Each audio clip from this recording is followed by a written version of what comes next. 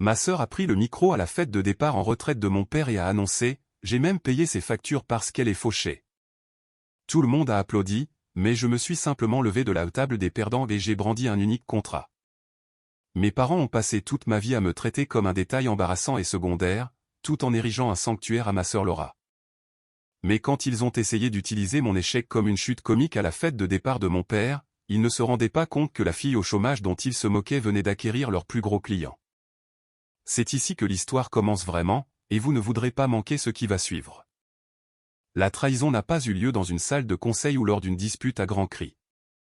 Elle s'est produite un mardi après-midi alors que j'étais allongé dans le noir avec une migraine qui me donnait l'impression qu'on m'enfonçait lentement un clou de chemin de fer dans la tempe gauche. J'étais physiquement anéanti. Les 3 derniers mois avaient été un enchaînement flou de journées de 18 heures, à dormir sous mon bureau et à manger des crackers de distributeurs automatiques pendant que mon équipe et moi finalisions le code pour le déploiement de Sentinel-2. Nous étions à quelques jours de l'annonce publique qui allait changer le paysage de la cybersécurité pour toujours. Mais à ce moment-là, j'étais juste une femme en pantalon de survêtement essayant de ne pas vomir d'épuisement. Mon téléphone a vibré sur la table de nuit. L'écran a illuminé la pièce sombre, me transperçant les yeux. C'était ma mère, Paige. J'ai hésité. Les appels de Paige étaient rarement des demandes de nouvelles sur mon bien-être, c'était généralement des ordres logistiques ou des mises à jour sur la vie merveilleuse et scintillante de ma sœur cadette, Laura. Mais étant la fille qui désirait encore désespérément une miette d'affection, j'ai répondu. Bonjour. Ma voix était rauque, sèche et faible. Jane, enfin. La voix de Paige était tranchante, perçant le brouillard dans ma tête. Il n'y a pas eu de bonjour, pas de comment vas-tu? Juste une irritation immédiate. J'essaie de te joindre depuis 1 heure. Nous devons finaliser le plan de table pour le gala de départ de ton père ce week-end. Je me suis frotté la tempe en fermant les yeux. Maman, je ne me sens vraiment pas bien. Je pense que j'ai la grippe ou quelque chose comme ça. On peut faire ça plus tard? Ne sois pas dramatique, Jane. Elle a soupiré. Le son d'un lourd bracelet heurtant une table était audible en arrière-plan. Il y a toujours quelque chose avec toi. La sensibilité est un luxe et, franchement, nous n'avons pas le temps pour ça. Écoute, nous avons dû faire quelques ajustements. Comme la liste des invités s'est allongée, les associés d'Edouard amènent les principaux actionnaires. Nous devons te déplacer. Je me suis redressé lentement, la pièce tournoyant. Me déplacer? Me déplacer où? À la table supplémentaire, a-t-elle dit avec autant de désinvolture que si elle commentait la météo. Table 19. C'est près de l'entrée de la cuisine. C'est en fait mieux pour toi, vraiment. Tu n'auras pas à t'inquiéter de faire la conversation avec les investisseurs. Tu sais à quel point tu deviens mal à l'aise quand les gens te posent des questions sur. Eh bien, quoi que ce soit que tu fasses ces jours-ci. Mon estomac s'est noué. Table 19, la table des enfants, la table des fournisseurs. Maman, ai-je dit, en essayant de garder ma voix stable. J'ai 29 ans. Tu me places à côté de la cuisine. Ce n'est pas une question d'âge, Jane. C'est une question de statut, a-t-elle lancé sèchement, sa patience s'évaporant. Cette soirée est consacrée à l'héritage d'Edouard. C'est une question de succès. Laura est assise à la table d'honneur avec nous parce qu'elle représente l'avenir de cette famille. Elle vient d'obtenir cette promotion au poste de directrice marketing senior et elle amène son fiancé, le docteur. Cela donne une image de cohésion. Toi, assise là, seule, dans ta robe de prêt-à-porter, expliquant que tu es pigiste ou quel que soit l'euphémisme que tu utilises pour le chômage. Ça distrait. J'ai senti un froid se répandre dans ma poitrine qui n'avait rien à voir avec ma fièvre. Je n'ai jamais dit que j'étais au chômage. J'ai dit que je construisais quelque chose. Oui. Oui. Tes projets informatiques, a-t-elle balayé d'un revers de main. Écoute, il y a encore une chose. Puisque tu es à la table 19, pourrais-tu garder un œil sur la table des cadeaux? Assure-toi juste que les enveloppes arrivent bien dans la boîte. Nous ne voulons pas engager de sécurité à l'intérieur de la salle. Le silence pesait lourdement sur la ligne. Il ne voulait pas seulement me cacher. Il voulait m'utiliser comme main-d'œuvre non rémunérée. En fait, a poursuivi Paige, son ton s'adoucissant pour prendre ce registre faussement mielleux qu'elle utilisait quand elle savait qu'elle dépassait les bornes, mais s'en fichait. En parlant d'enveloppe, ton père et moi avons décidé de liquider ce petit bon d'épargne que grand-mère t'a laissé. Tu sais, celui pour les jours difficiles. Mon cœur martelait contre mes côtes. Ce bon n'était pas énorme, peut-être 5 000 €. Mais grand-mère me l'avait donné spécifiquement parce qu'elle savait que mes parents favorisaient Laura. Elle m'avait chuchoté, pour quand tu auras besoin de t'échapper. Vous avez fait quoi, ai-je murmuré.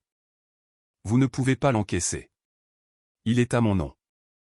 Eh bien, nous avions une procuration datant de l'époque où tu étais à l'université et nous ne l'avons jamais vraiment révoquée, n'est-ce pas, a-t-elle dit en passant outre la légalité. Nous avions besoin de liquidités pour verser la compte sur une nouvelle Tesla pour Laura. C'est sa récompense pour la promotion. Nous avons pensé que ça ne te dérangerait pas, vu que tu n'as pas vraiment de dépenses en vivant dans ce minuscule appartement. Tu dis toujours que tu n'as pas besoin de grand-chose. La pièce est devenue silencieuse. La migraine a disparu, remplacée par une clarté si nette qu'elle ressemblait à une lame. Ils m'avaient volé. Ils avaient volé le filet de sécurité de ma grand-mère pour acheter à ma sœur une voiture de luxe dont elle n'avait pas besoin. Jane, tu es là. Je suis là, ai-je dit, ma voix semblant étrange à mes propres oreilles. Elle était creuse, dépourvue du ton suppliant habituel que je prenais avec elle. Bien. Donc, table 19, samedi, 18h précise. Ne sois pas en retard, et s'il te plaît, achète une nouvelle robe, quelque chose qui n'ait pas l'air de sortir d'une friperie. Elle a raccroché. Je suis resté assise là, dans le noir, le téléphone à la main, écoutant le silence de mon minuscule appartement, qui était en fait le penthouse de l'immeuble dont j'étais propriétaire. La trahison n'était pas seulement l'argent. C'était l'effacement absolu de mon existence en tant qu'être humain digne de respect. C'était pire que le diagnostic lui-même. Les 3 jours suivants ont été un test de volonté que je n'étais pas sûr de pouvoir réussir. Mon instinct était de crier, de conduire jusqu'à leur vaste propriété de banlieue et d'exiger mon argent, de les secouer jusqu'à ce qu'ils me voient vraiment. Mais je ne l'ai pas fait. Je suis allé au bureau. Je suis entré dans le siège de Sentinelle, un entrepôt industriel reconverti et élégant au centre-ville, et j'ai senti le bourdonnement d'activité qui me calmait habituellement. Mais aujourd'hui, je me sentais comme un fantôme dans ma propre entreprise. Jane, ça va? J'ai levé les yeux pour voir David, mon directeur des opérations, et l'une des rares personnes qui connaissait la vérité sur la dynamique de ma famille. Il tenait une tablette, l'air inquiet. Je vais bien, ai-je menti, en me versant un café noir d'une main tremblante. Juste des histoires de famille. La fête de départ. Oui, apparemment je suis de service de sécurité pour la table des cadeaux, ai-je dit, un rire amer m'échappant. Et ils ont encaissé le bon de grand-mère pour acheter une Tesla à Laura. Les yeux de David se sont écarquillés. Tu plaisantes, Jane. Tu dois leur dire que tu es sur le point de faire la couverture de WeRed. Tu viens de clôturer une levée de fonds de série B de 20 millions d'euros. Pourquoi les laisses-tu te traiter comme une vagabonde? J'ai regardé à travers les murs de verre de mon bureau l'équipe de 50 ingénieurs et développeurs travaillant sur un logiciel qui protégeait de grandes banques et des hôpitaux. Parce que, David, si je leur dis, ils ne m'aimeront pas. Ils aimeront juste l'argent. Ils aimeront le statut. Je voulais qu'ils m'apprécient, moi, la fille qui travaille dur, pas la présidente directrice générale avec le chéquier. Ils ne méritent aucune des 2 versions de toi, a dit David doucement. Je sais, ai-je chuchoté, mais je vais à cette fête. J'avais besoin de les voir. J'avais besoin de regarder Édouard et Pêche dans les yeux une dernière fois avant que la nouvelle n'éclate. J'avais besoin de leur donner une dernière chance d'être des êtres humains décents avant que le monde ne leur dise qui j'étais vraiment. Le jeudi, je suis allé chez eux en voiture. Je me suis dit que c'était pour déposer une collection chaotique de vieilles photos que Page avait demandé comme matière première pour un diaporama sur la grande vie d'Édouard. Mais en réalité, je testais le terrain. Quand je suis arrivé dans l'allée, la voiture de Laura était là. Pas encore la nouvelle Tesla, mais sa BMW actuelle, dont Édouard payait le leasing. Je suis entré dans la maison, une boîte de photos dans les bras, et l'odeur de peau pourrie chère m'a frappé comme un mur. Oh, regarde qui a enfin daigné se lever. La voix de Laura venait du salon. Je suis entré. Laura était affalée sur le canapé en lin blanc, feuilletant un magazine de mariage tandis que Paige arrangeait des fleurs dans un vase en cristal. Édouard était assis dans son fauteuil en cuir, faisant tourner un verre de scotch. « Salut », ai-je dit en posant la boîte. « Voici les photos. »« Tu as l'air fatigué, Jane », a dit Édouard, sans lever les yeux de son verre. « Des cernes. Tu devrais vraiment prendre mieux soin de toi. C'est difficile de trouver un mari quand on a l'air épuisé. »« J'ai travaillé, papa », ai-je dit, en gardant un ton neutre. « À faire quoi ?» a lancé Laura avec un sourire narquois. « Réparer le Wi-Fi des gens ?» Édouard a gloussé. « Allons, Laura, sois gentille. Un travail honnête est un travail honnête, même s'il est à petite échelle. »« Je ne veux juste pas qu'elle nous fasse honte samedi, » a dit Laura, me toisant de haut en bas avec un mépris sincère. « J'ai invité les Turner et leur fils est célibataire. Si Jane se présente avec l'air d'un rat noyé et parle de ses idées de start-up, il va prendre ses jambes à son cou. »« Je ne cherche pas de mari, Laura, » ai-je dit, sentant cette constriction familière dans ma gorge, et mon entreprise se porte bien. « Entreprise » a raillé Paige, enfonçant un hortensia dans le vase avec une force inutile. « Jane, ma chérie, tu vends des services de dépannage en ligne. Appelons un chat un chat. C'est un petit boulot. Ce n'est pas une carrière. Regarde ta sœur. Elle gère des campagnes pour de grandes marques régionales. Ça, c'est une carrière. » J'ai regardé Laura. Elle avait 26 ans, 3 ans de moins que moi. Elle n'avait jamais payé une seule facture de sa vie. Son emploi avait été obtenu parce qu'Édouard jouait au golf avec le propriétaire de l'agence. Son appartement avait été acheté par Paige. Sa voiture était louée par Édouard. C'était une coquille vide peinte en or. « Je suis heureuse pour toi, Laura, » ai-je dit, le mensonge ayant un goût de cendre. « Tu devrais l'être, » a répondu Laura en feuilletant son magazine. « À propos, maman m'a dit que tu étais contrariée pour le bon. Honnêtement, Jane, ne sois pas si égoïste. J'avais besoin d'une voiture fiable pour le travail. Tu quittes à peine ton appartement. À quoi allais-tu le dépenser? De la nourriture pour chat? » La cruauté était si désinvolte, si rodée. Ils s'en nourrissaient. Cela les liait. J'étais l'ennemi commun, la perdante à laquelle ils pouvaient tous se sentir supérieurs. J'ai regardé mon père, attendant qu'il intervienne, qu'il dise que voler mon argent était mal. Il a juste pris une gorgée de son scotch et a fixé la cheminée. « Assure-toi de porter des talons samedi, » a grogné Édouard. « Tu as l'air petite en chaussures plates. » J'ai hoché la tête lentement. J'ai pris mon sac à main. J'ai alors réalisé qu'il n'y avait rien à sauver. Aucune conversation ne pourrait changer leur perception de moi. « Je porterai des talons, » ai-je dit en me tournant vers la porte. « Ne te dérange pas, » a crié Laura.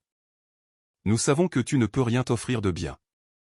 Assure-toi juste que la carte n'a pas une bombe à paillettes dedans. » En marchant vers ma voiture, ma modeste berline de 4 ans que je gardais spécifiquement pour éviter les questions, j'ai senti un calme étrange s'installer en moi.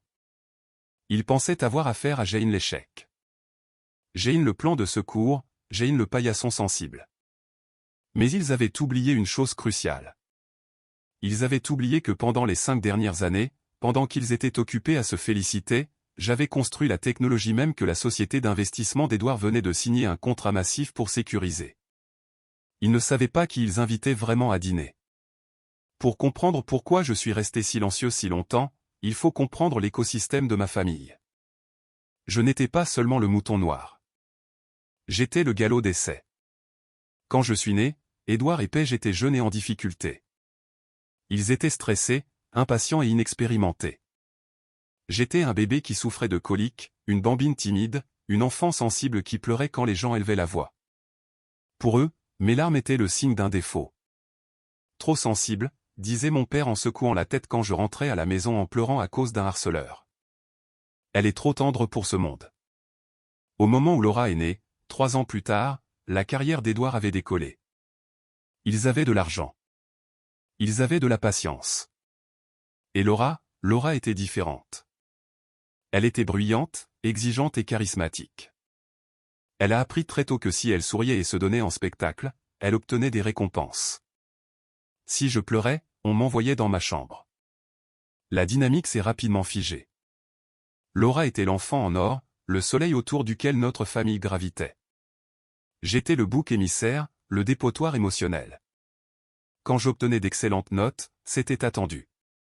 Quand Laura obtenait un C, ils engageaient des tuteurs privés à 100 € de l'heure et blâmaient le professeur. Quand je voulais aller à un camp de robotique, ils disaient que c'était trop cher. 2 semaines plus tard, ils emmenaient Laura à Disneyland parce qu'elle avait eu un semestre difficile. J'ai appris à ne plus demander. J'ai appris à ne plus leur montrer mes réussites. Quand j'ai obtenu une bourse complète pour une université d'État en informatique, ils ont haussé les épaules et dit « Eh bien, ce n'est pas une université de l'Ivy League, mais c'est bien que ce soit gratuit pour que nous puissions nous concentrer sur les frais de scolarité de Laura. » Laura, bien sûr, est allée dans une université privée d'arts libéraux qui coûtait 60 000 € par an, où elle s'est spécialisée en communication et a passé 4 ans à faire la fête. J'ai eu 3 emplois à l'université. Je travaillais à la bibliothèque. Je réparais des ordinateurs portables contre de l'argent liquide. Et j'ai fait un stage dans un centre de données en équipe de nuit. J'ai appris à survivre avec 4 heures de sommeil. J'ai appris que personne ne viendrait me sauver. Et cela nous amène à Laura aujourd'hui. Si vous voyez Laura dans la rue, vous la penseriez parfaite. Elle était indéniablement belle. Mèches blondes entretenues toutes les 6 semaines, corps tonifié par le Pilate, vêtements de marque parfaitement ajustés. Elle avait maîtrisé l'art de la personnalité d'influenceuse. Elle était pétillante et exubérante avec les étrangers, rayonnant d'une chaleur qui semblait authentique jusqu'à ce que vous essayiez de vous en approcher et que vous réalisiez que ce n'était que le reflet d'une lampe circulaire. Mais sous le vernis se cachait une profonde et consciente insécurité. Laura ne supportait pas que quelqu'un d'autre brille. Si un cousin se fiançait, Laura annonçait une promotion. Si je me faisais une nouvelle coupe de cheveux, Laura faisait une remarque sur le courage qu'il me fallait pour essayer quelque chose de si rétro. Elle avait besoin que je sois en dessous d'elle. Mon échec était le fondement de sa confiance. Le vendredi avant la fête, la dernière pièce du puzzle s'est mise en place. J'étais à mon bureau en train d'examiner la liste des invités pour le gala de départ que mon assistant avait obtenu, un document public, techniquement, puisqu'il s'agissait d'un événement d'entreprise. J'ai vu le nom, Tante Mégane. J'ai eu le souffle coupé. Tante Mégane était la sœur cadette d'Édouard. Elle avait été excommuniée de la famille il y a 10 ans pour avoir traité Pêche de complice narcissique lors d'un dîner de Thanksgiving. Je ne l'avais pas vue depuis mes 19 ans. J'ai pris le téléphone de mon bureau. Trouvez-moi les coordonnées de Megan Miller à Chicago. Maintenant. 20 minutes plus tard, j'étais au téléphone avec elle. Jane? Sa voix était rauque, enfumée, mais surprise. C'est vraiment toi. C'est moi, tante Megan. Eh bien, que je sois damné. Je pensais que tu avais disparu de la surface de la terre ou que ta mère t'avait finalement enfermé dans le grenier. Presque, ai-je ri, et ça m'a fait du bien de rire. J'ai vu que tu venais au gala. En effet, a-t-elle dit, son ton se durcissant. Ton père m'a envoyé une invitation. Je pense qu'il veut se vanter. Il veut que je voie son royaume avant qu'il ne parte vers le soleil couchant. Je prévoyais de ne pas y aller, d'envoyer une plante morte ou quelque chose comme ça. N'y renonce pas, ai-je dit, ma voix baissant. Pourquoi? Pour que je puisse les regarder parader avec Laura comme un trophée et te traiter comme une domestique? Je ne pense pas que ma tension artérielle puisse le supporter, ma petite. Le quoi? Je vais t'envoyer un fichier, tante Mégane. C'est un article. Il sort dans le journal économique lundi, mais j'ai les preuves numériques en avant-première. J'ai besoin que tu l'imprimes. J'ai besoin que tu l'apportes. Il y a eu une pause sur la ligne. Je pouvais l'entendre cliquer avec sa souris alors que le courriel que je venais d'envoyer arrivait. Ouvre-le, ai-je dit. J'ai attendu 10 secondes. 20. Puis une inspiration brusque. Bon sang, Jane. C'est vrai? C'est vrai. 20 millions, a-t-elle haleté. Sentinelle. C'est toi. C'est moi. Un rire bas et profond a commencé dans la gorge de tante Mégane. Il s'est transformé en un véritable éclat de rire de délice. Oh, c'est savoureux. C'est délicieux. Tu veux que j'apporte ça? Je veux que tu attendes le bon moment. Tu sauras quand. Ma chérie, a dit tante Mégane, je ne manquerai ça pour rien au monde. On se voit à la table 19. J'ai raccroché le téléphone. Les pièces étaient en place. L'antagoniste était confiant. Les alliés étaient armés, et la scène était une salle de bal remplie de gens qui pensaient tout savoir. Laura, Paige et Edward avaient passé une vie à construire une réalité où ils étaient les rois et les reines, et j'étais la paysanne. Ils aimaient cette réalité. Ils la protégeaient farouchement. Mais la réalité a la fâcheuse habitude de s'effondrer quand on la construit sur des mensonges. Et j'étais sur le point d'apporter la boule de démolition. Le samedi est arrivé avec un ciel de la couleur d'une prune meurtrie, menaçant une pluie qui n'est jamais vraiment tombée. Je me tenais devant le miroir en pied de ma chambre de Penthouse, regardant une version de moi-même que mes parents n'avaient jamais vue. Paige m'avait dit d'acheter une nouvelle robe. Elle avait précisé quelque chose qui n'avait pas l'air de sortir d'une friperie, alors j'ai obéi. Je portais une robe fourreau en soie bleu nuit, taillée sur mesure à Milan lors d'un sommet technologique l'automne dernier. Pour un œil non averti, comme celui de ma mère, ce n'était qu'une simple robe sombre, modeste, sans prétention. Mais pour quiconque connaissait la qualité, le drapé du tissu et les coutures à la main murmuraient une puissance tranquille et immense. C'était une armure. Je l'ai assortie de simples clous d'oreilles en diamant, des vrais, pas les zircones cubiques dont Laura se moquait habituellement, et j'ai relevé mes cheveux en un chignon élégant et strict. Je ne m'habillais pas pour rivaliser avec les paillettes inévitables de Laura. Je m'habillais pour un enterrement, l'enterrement de leurs illusions. Avant de partir, j'ai ouvert mon ordinateur portable une dernière fois. Je me suis connecté au portail d'administration sécurisé de Sentinelle. Le tableau de bord bourdonnait de voyants d'état vert représentant l'infrastructure de cybersécurité de plus de 400 entreprises clientes. J'ai navigué jusqu'à l'onglet des contrats en attente. Il était là, tout en haut. Révision de la sécurité d'entreprise de Miller et Associés. Le cabinet de mon père. J'ai cliqué sur les détails du fichier. Edward, ou plutôt son directeur technique, avait signé le contrat il y a 3 jours. Ils étaient terrifiés par une récente violation de données dans leur secteur et étaient venus supplier Sentinelle pour notre chiffrement propriétaire. Ils avaient signé un contrat de mise en œuvre à 7 chiffres. Ma signature était sur la ligne de contre-signature. Mais parce que j'utilisais mes initiales légales, J.A. Miller, sur les documents, et parce qu'Edward ne prenait jamais la peine de regarder les détails des papiers des fournisseurs, il n'avait aucune idée qu'il venait d'engager sa fille ratée pour sauver son héritage. J'ai imprimé une copie de la page de signature. Je l'ai pliée soigneusement et l'ai placée dans ma pochette, juste à côté de mon téléphone. C'était mon levier. C'était le piège. J'ai vérifié mon téléphone. Un message de tante Megan.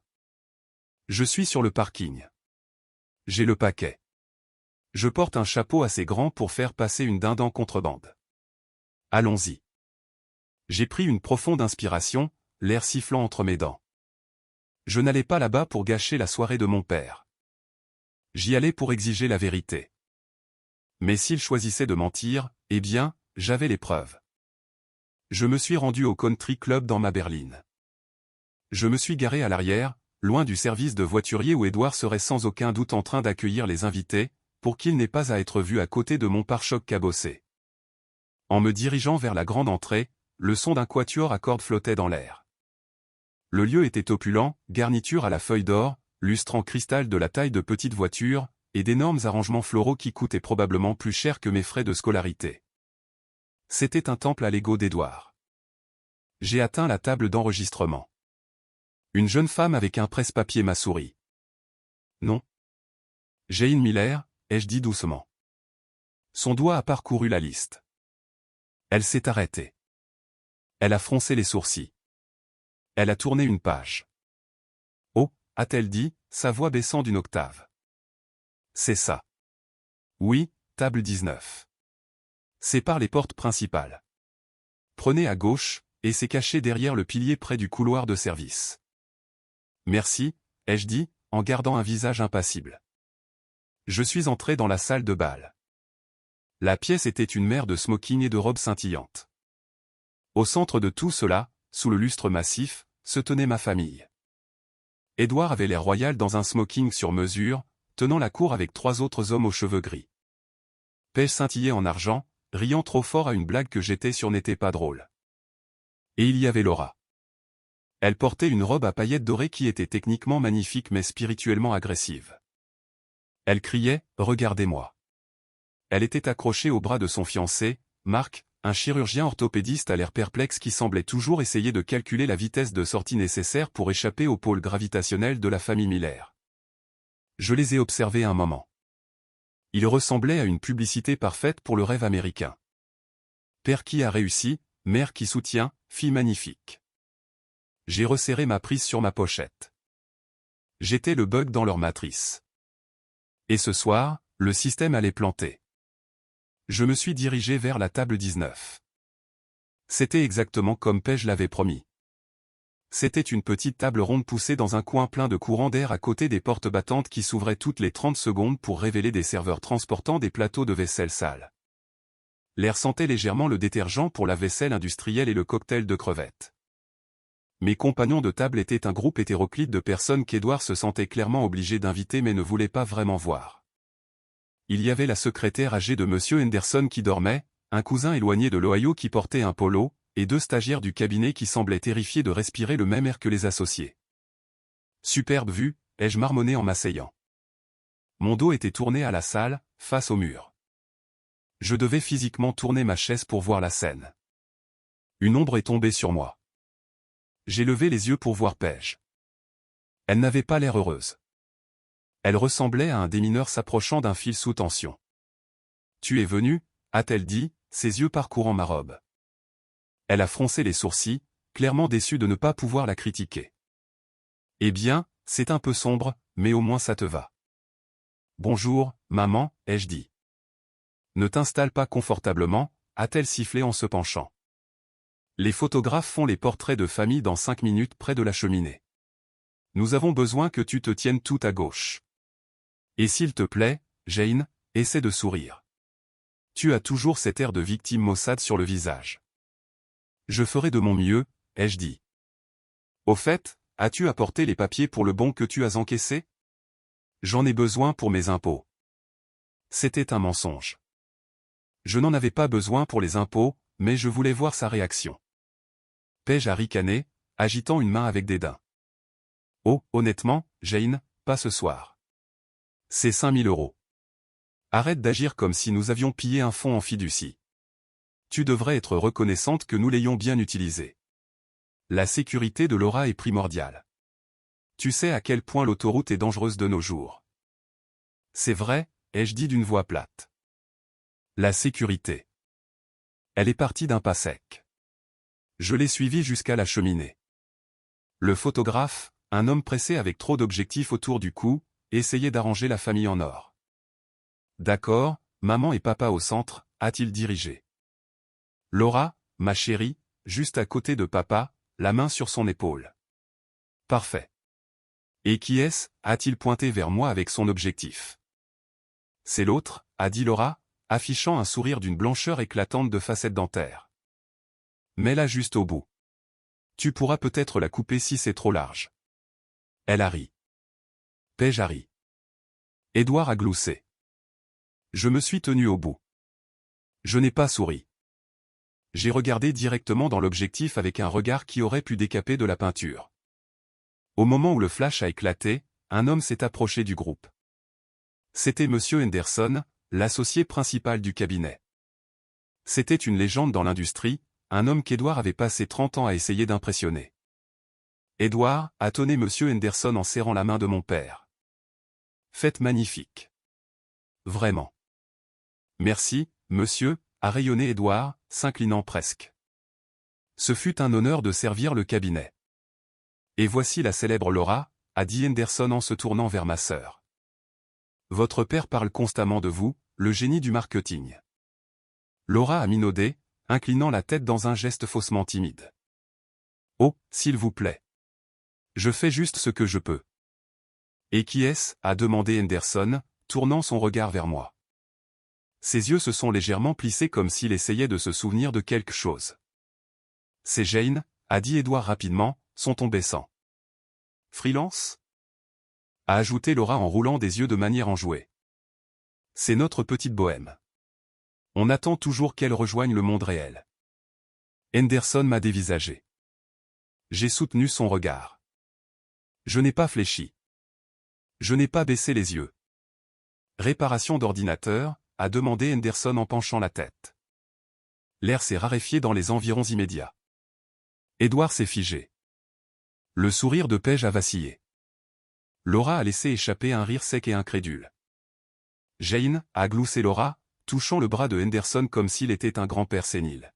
« Oh, monsieur Henderson, vous êtes trop gentil. » Jane ne pourrait même pas tenir un stand de limonade, encore moins une entreprise de sécurité. Elle fait une crise d'angoisse en commandant une pizza. « Ce doit être un sosie, » a dit Edward doucement, s'interposant entre nous. Jane n'est pas impliquée dans les affaires de haut niveau. Elle est très sensible. Le stress la tuerait. En fait, ai-je dit. Ma voix n'était pas forte, mais elle a tranché le bavardage comme un rasoir. Tout le monde s'est figé. C'était la première fois que je parlais directement à un invité de marque depuis des années. La mise en œuvre pour votre cabinet commence mardi, monsieur Henderson, ai-je dit clairement. Je recommanderais à votre directeur technique de vérifier les protocoles d'intégration de l'interface de programmation d'application pour les serveurs existants. Ils ont tendance à avoir des bugs avec la nouvelle couche de chiffrement. Nous avons envoyé une note à ce sujet, mais elle a peut-être été négligée. Silence. Un silence absolu et suffocant. La bouche de Laura s'est ouverte, puis s'est refermée. Edward me regardait comme si je m'étais mise à parler araméen. Les sourcils de Henderson se sont haussés. Vous êtes au courant du problème de l'interface de programmation d'application? Mon directeur technique hurlait à ce sujet ce matin. Oui, ai-je dit, en prenant une gorgée de champagne que j'avais subtilisé à un plateau qui passait, parce que j'ai écrit le correctif pour ça. Jane, arrête ça, a sifflé Paige, me saisissant le bras assez fort pour laisser une ecchymose. Arrête de mentir. Tu nous mets dans l'embarras. Monsieur Henderson, elle lit des choses en ligne et s'embrouille. Je suis sûr que c'est ça, a dit Henderson lentement, son regard passant de la poigne de ma mère à mon visage calme. Il a reculé, l'air troublé. Eh bien, Edward, nous parlerons plus tard. Il s'est éloigné, me regardant une fois par-dessus son épaule. Mais qu'est-ce qui ne va pas chez toi, a sifflé Laura, son visage se tordant en un masque de fureur. Pourquoi dois-tu inventer des histoires? Tu es malade, Jane. Tu es vraiment malade.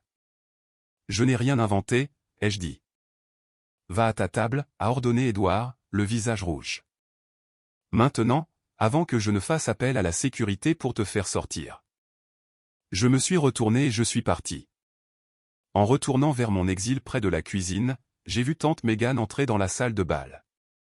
Elle portait un chapeau à large bord et un tailleur qui semblait coûter plus cher que la voiture d'Edward. Elle a croisé mon regard et m'a fait un clin d'œil. Elle a tapoté son sac à main surdimensionné. La graine était plantée. Henderson était méfiant. L'antagoniste était ébranlé, mais ils étaient sur le point de redoubler d'efforts. Le dîner fut un enchaînement flou de poulet médiocre et de toast d'autocongratulation. J'étais assise à la table 19, ignorant les stagiaires qui chuchotaient sur l'air terrifiant de mon père.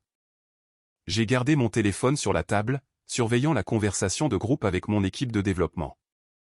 Ils étaient en train de sabrer le champagne au bureau, célébrant le succès du test bêta. J'aurais dû être là. J'aurais dû être entouré de gens qui me respectaient. Au lieu de cela, j'étais en train de regarder ma famille se préparer à exécuter publiquement ma réputation. Les lumières se sont tamisées. Un projecteur a éclairé la scène. Edward s'est approché du micro, se prélassant sous les applaudissements. Merci, a-t-il tonné. Merci à tous. 30 ans.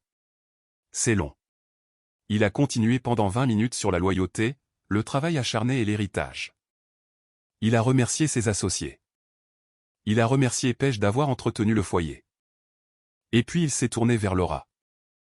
Vous savez, a dit Edward, sa voix s'épaississant d'émotion, un homme travaille pour sa famille. Il construit un héritage non pas pour lui-même, mais pour la prochaine génération. Et quand je regarde ma fille Laura. Le projecteur s'est tourné vers Laura, qui a tamponné ses yeux secs avec une serviette. Point je vois l'avenir, a poursuivi Edward. Elle a la motivation, l'esprit et l'intégrité que j'ai toujours espéré inculquer. Elle est l'étoile brillante du nom Miller. Laura, monte ici. Laura a flotté jusqu'à la scène. Elle a pris le micro. Elle était belle, radieuse et complètement toxique. Oh, papa, a-t-elle roucoulé. Tu me fais pleurer. Elle a ri. Un son cristallin est répété. Vous savez, en grandissant, mon père m'a appris que si vous voulez quelque chose, vous devez le mériter. Nous n'avons pas reçu d'aumône dans cette famille. À la table 19, je me suis audiblement étouffé avec mon eau. Le stagiaire à côté de moi m'a tapoté le dos. Nous avons travaillé, a poursuivi Laura, ses yeux balayant la salle. Et c'est pourquoi je suis si fier de tracer mon propre chemin dans ce monde, contrairement à des biens, nous avons tous nos croix à porter. La salle est devenue silencieuse. Elle sortait du script. Elle cherchait une cible. Elle me cherchait. Ma sœur Jane est ici ce soir, a dit Laura, sa voix prenant ce ton de pitié mielleuse. Où es-tu, Janie? Table 19. Les têtes se sont tournées. Les gens ont plissé les yeux dans l'obscurité du coin arrière. J'ai senti la chaleur monter à mes joues. Jane a toujours été différente, a soupiré Laura. Luttant pour trouver sa voie. Luttant pour garder un emploi. Et parfois, c'est difficile pour moi, vous savez, de réussir quand elle est en difficulté. Mais papa, tu m'as appris à être généreuse.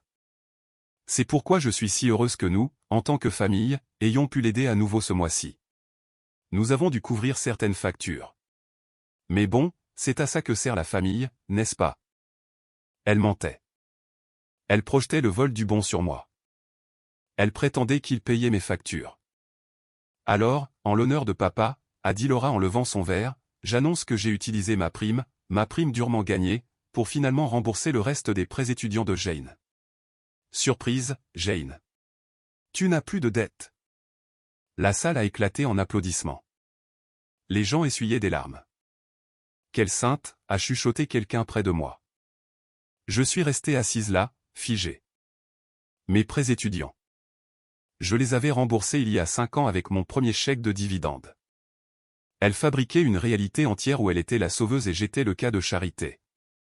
C'était un coup de maître en matière d'humiliation. Si je le niais, j'avais l'air ingrate. Si je l'acceptais, j'admettais être un échec. Laura rayonnait sur scène, se délectant de l'adoration. Elle avait gagné. Elle avait cimenté le récit. Mais elle avait commis une erreur fatale. Elle avait tout ramené à l'argent et elle l'avait fait publiquement. Je me suis levé. Je ne voulais pas le faire. C'était un réflexe. La chaise a raclé bruyamment contre le sol. Assieds-toi, a articulé Pêche depuis la table d'honneur, ses yeux écarquillés de panique. Je ne me suis pas assise. J'ai commencé à marcher, non pas vers la sortie, mais vers la scène. Les applaudissements se sont tus. Un murmure a parcouru la foule. Le sourire de Laura a vacillé. Jane, a-t-elle dit dans le micro, sa voix résonnant. Jane, assieds-toi. Tu fais une scène. Tu es ivre. Je ne suis pas ivre, ai-je dit. Ma voix n'était pas amplifiée, mais dans le silence soudain de la salle de bal, elle a porté. Et je n'ai pas de dette grâce à toi, Laura. J'ai remboursé mes prêts en 2019. Oh, arrête ça, a ri nerveusement Laura. Elle s'embrouille, tout le monde. C'est le. Vous savez, elle s'est tapotée la tempe. Et le bon, ai-je continué en m'approchant. J'étais à 3 mètres de la scène maintenant. Le bon que grand-mère m'a laissé. Vous ne l'avez pas utilisé pour payer mes factures. Vous l'avez utilisé pour verser un acompte sur une Tesla. Une modèle Y blanche, plaque d'immatriculation en attente. Sécurité, a crié Édouard en se levant. Faites-la sortir d'ici. 2 hommes costauds en blazer ont commencé à se diriger vers moi depuis les côtés de la salle. Elle ment, a hurlé Laura, perdant son sang-froid. C'est une menteuse pathologique. Elle est jalouse parce que j'ai réussi et qu'elle n'est personne. C'est une petite perdante fauchée et sensible qui répare des ordinateurs portables pour gagner un peu d'argent. Ah oui? La voix a tonné depuis le fond de la salle. Elle était profonde, rauque et forte. Tout le monde s'est retourné. Tante Mégane était debout sur une chaise à la table 8. Elle tenait un grand magazine glacé. Ce n'était pas juste une coupure de presse. Elle avait apporté l'exemplaire complet en avant-première du journal économique. Meghan, a haleté Édouard, son visage se vidant de sa couleur. « Qu'est-ce que tu fais ici ?»« Je suis ici pour lire les nouvelles, Eddie, a crié Meghan. « Et les nouvelles disent que ta fille perdante vient d'acheter ton cabinet. »« Quoi ?» a murmuré Édouard. Meghan a lancé le magazine. Il a flotté dans les airs et a atterri sur la table d'un invité. L'homme l'a ramassé. « Lisez le titre », a ordonné Meghan. L'homme, un concurrent de mon père, a ajusté ses lunettes. Il a regardé la couverture. Il m'a regardé. Il a regardé Laura. Il est écrit, a lu l'homme, sa voix se projetant dans le silence stupéfait. Laura a lâché le micro. Il a heurté la scène avec un larcène assourdissant. J'ai arrêté de marcher. J'ai regardé mon père. J'ai regardé ma mère. J'ai regardé ma sœur. Je ne répare pas d'ordinateur portable, ai-je dit, ma voix calme, stable et froide comme la glace. Je possède l'entreprise qui les sécurise. Et à partir de lundi, je possède le contrat qui nourrit cette famille. Le silence qui a suivi le larcène du microphone était lourd, suffocant et absolu. C'était le genre de silence qui aspire l'air d'une pièce, laissant tout le monde en suspens dans un vide de pur choc. J'ai regardé le magazine passer des mains du concurrent de mon père à la personne à côté de lui, puis à une autre. Un murmure a commencé à se propager dans la foule. Bas au début, puis montant comme une marée. 20 millions, a chuchoté quelqu'un. C'est elle, a dit une autre voix, semblant émerveillée. C'est la fille sur la photo, celle qui est juste là. Sur scène, Laura se tenait figée. Sa bouche était légèrement ouverte, ses mains tremblaient à ses côtés. Le projecteur, qu'elle avait exigé d'être braqué uniquement sur elle, ressemblait maintenant à une lampe d'interrogatoire, exposant chaque fissure de son fond de teint impeccable. Édouard fut le premier à bouger. Il a dévalé la scène, trébuchant presque sur les marches, et s'est précipité vers la table où se trouvait le magazine. Il l'a saisi avec des mains frénétiques et maladroites. Je l'ai regardé fixer la couverture. J'ai vu ses yeux parcourir le texte, désespéré de trouver le mot satire ou fiction. Il a levé les yeux vers moi. Son visage était un masque de confusion et de terreur. Jane, a-t-il croassé. Sentinelle. C'est un fournisseur. Un fournisseur majeur. C'est exact, ai-je dit, ma voix portant clairement à travers l'espace entre nous. C'est le fournisseur avec lequel tu viens de signer un contrat à 7 chiffres jeudi, papa. Tu n'as pas lu la ligne de signature, n'est-ce pas? J.A. Miller. Non, a-t-il murmuré. Non, c'est impossible. Tu répares le Wi-Fi. C'est un mensonge, a crié Laura. Le son a déchiré la pièce, strident et désespéré. Elle a tapé du pied, son sang-froid se brisant comme du verre bon marché. Elle a pointé un doigt manucuré vers moi. Elle a imprimé ça, a hurlé Laura, saisissant à nouveau le pied de micro, bien que le micro soit au sol. Elle a crié à la salle sans amplification, sa voix se tendant. Elle est allée dans une imprimerie et a fait un faux magazine. Elle est malade. Elle a toujours été jalouse de moi. Ne la croyez pas. La foule semblait mal à l'aise. Les gens bougeaient sur leurs chaises, échangeant des regards. Laura avait l'air déséquilibrée. Ce n'est pas un faux, Laura, a tonné la voix de tante Meghan depuis le fond de la salle. Elle s'est avancée maintenant, fendant la foule comme la mer Rouge. J'ai acheté un abonnement. C'est en ligne en ce moment même.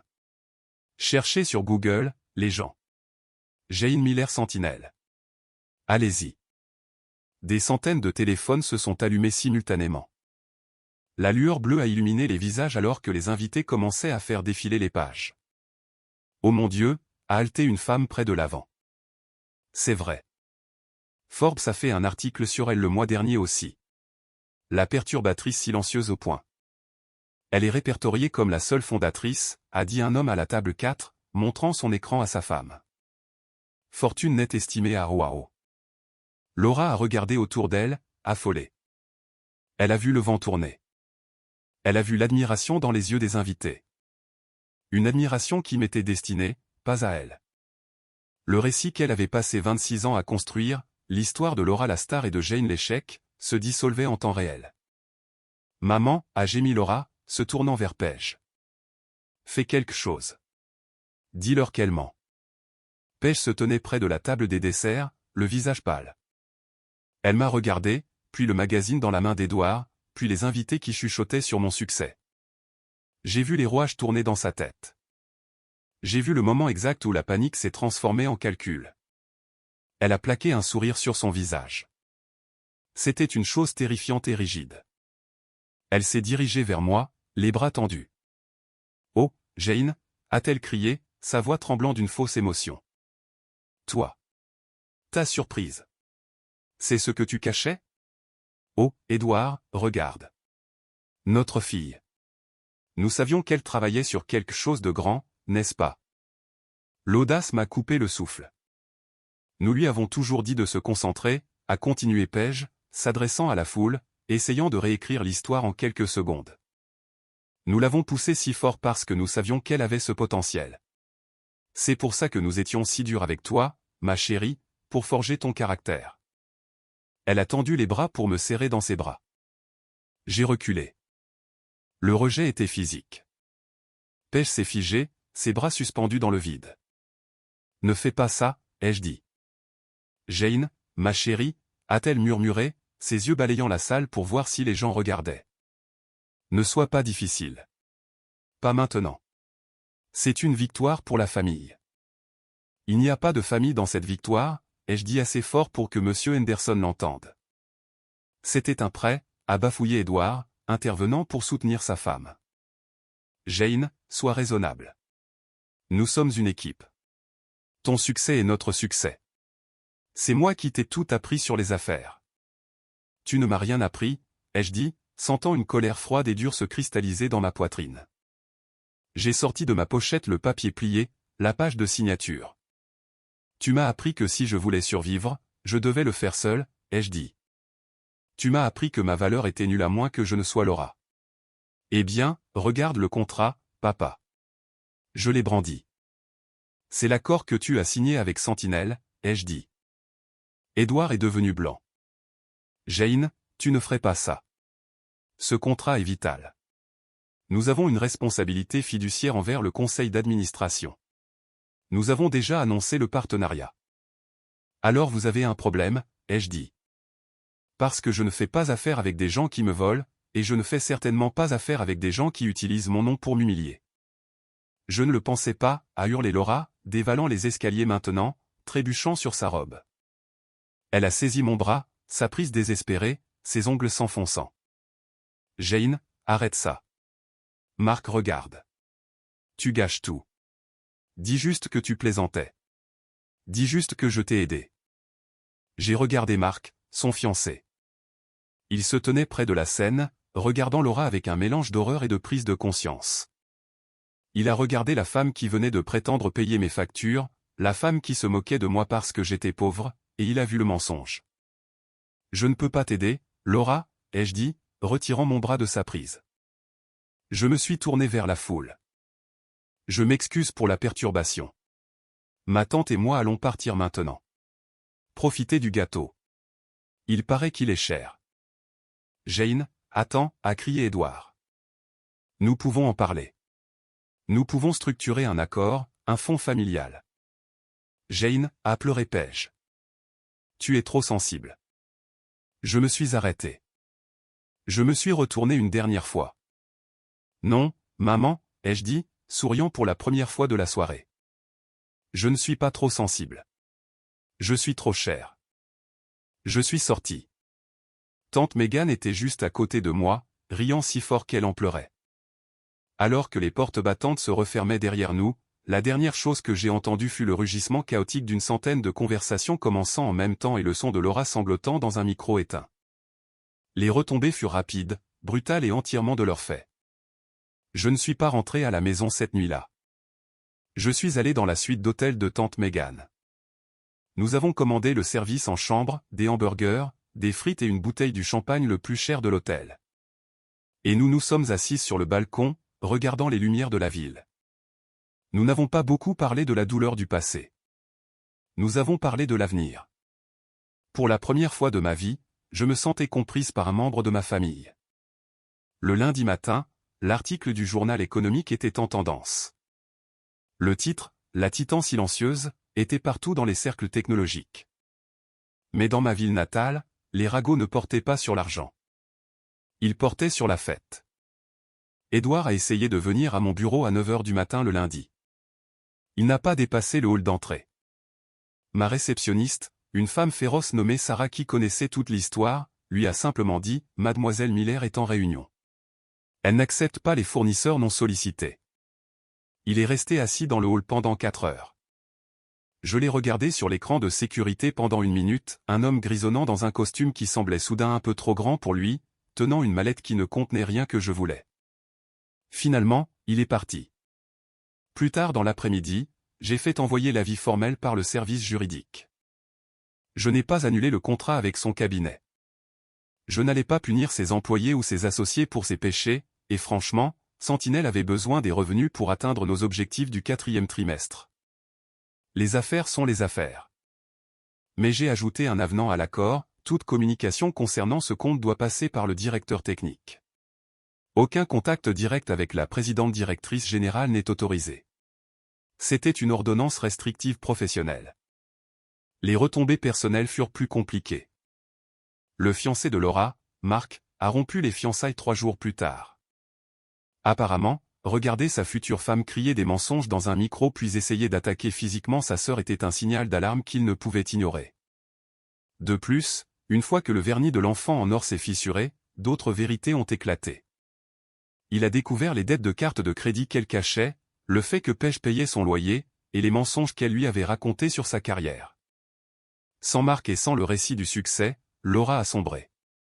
Elle a essayé de me dénigrer sur les réseaux sociaux, postant de longues vidéos en larmes sur la façon dont j'avais pris la famille par surprise et gâché le moment de son père. Cela s'est retourné contre elle. Internet est un endroit cruel, mais il est aussi doué pour déterrer des preuves. Les gens ont trouvé l'article. Ils ont trouvé ses anciennes publications se moquant des pigistes. La section des commentaires s'est transformée en une mise au pilori de proportions épiques. Elle a supprimé ses comptes en 48 heures. 2 semaines après la fête, j'ai reçu une lettre. C'était un chèque de banque de 5 000 € plus les intérêts. Il y avait une note de Pêche. Jane, nous te retournons l'argent du bon. Nous espérons que cela clarifie le malentendu. Nous aimerions t'inviter à dîner ce dimanche. Juste nous, sans photographe. Nous voulons apprendre à connaître la vraie toi. Nous sommes très fiers. Amour, maman. J'ai fixé le chèque. Il y a 5 ans, cet argent m'aurait sauvé de la faim. Il y a 5 ans, cette note m'aurait fait pleurer de gratitude. Je serais revenu en courant vers eux, désespéré d'être enfin fièrement accepté. Mais je n'étais plus cette fille. Je n'étais pas le plan de secours. J'ai pris le chèque. Je l'ai endossé. Et je l'ai donné à un fonds de bourse pour les filles défavorisées entrant dans les domaines des sciences, de la technologie, de l'ingénierie et des mathématiques. Je n'ai pas répondu à la note. Je ne suis pas allé dîner. J'ai réalisé qu'il ne voulait pas connaître la vraie moi. Il voulait connaître la présidente directrice générale. Il voulait un accès au pouvoir que je détenais maintenant. Si je revenais, rien ne changerait. Il trouverait juste de nouvelles façons de m'utiliser, de nouvelles façons de me minimiser pour se sentir plus grand. Seulement maintenant, il le ferait avec un sourire en demandant des prêts. J'ai choisi la paix à la place. Je suis resté en contact avec tante Megan. En fait, je l'ai engagée comme consultante pour notre expansion à Chicago. Elle était brillante, vive et terrifiante. Exactement ce dont nous avions besoin. 6 mois plus tard, j'entrais dans un gala. Cette fois, c'était mon gala. Sentinelle célébrait son introduction en bourse. Je portais une robe que j'avais choisie, entouré de gens que je respectais, debout sur une scène que j'avais construite de mes propres mains. J'ai regardé la foule. J'ai vu mon équipe. J'ai vu tante Megan lever un verre au premier rang. J'ai vu l'avenir pour lequel je m'étais battu. J'ai pensé à la table 19. J'ai pensé aux années où l'on m'a dit que j'étais trop sensible. J'ai souri. Ils avaient raison. J'étais sensible. J'étais assez sensible pour remarquer les détails qu'il manquait. J'étais assez sensible pour construire un système qui détectait les menaces avant qu'elles ne frappent. J'étais assez sensible pour savoir quand on me mentait. Ma sensibilité n'était pas une faiblesse. C'était le code qui a réécrit ma vie. Et alors que les applaudissements déferlaient sur moi, réels et mérités, je savais une chose avec certitude. Le plan de secours avait officiellement pris la tête.